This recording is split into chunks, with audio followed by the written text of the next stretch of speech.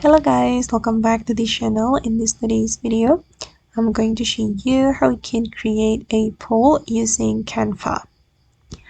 Okay, let's get into it guys. Here I have opened my Canva, and if we want to create a poll, we need to go to the elements menu on Canva. Click on the elements, and here you can scroll down until you find polls and quizzes. And then you can click on see all to see all templates you can use. And since I want to create a poll, I'm going to click on the poll category and click on see all, and you just need to choose the template that you like. For example, I'm just going to choose this one. Alright, and here you can replace the poll question with your own question.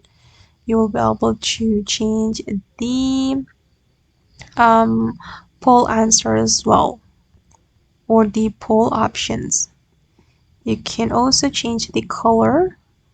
I'm going to change it to brown. Alright, and you can customize it as you like. Okay, you just need to change the options and also the question. Okay guys, and that's all the way to create a poll on Canva. I hope this tutorial will be useful for you. Thank you so much for watching, and bye.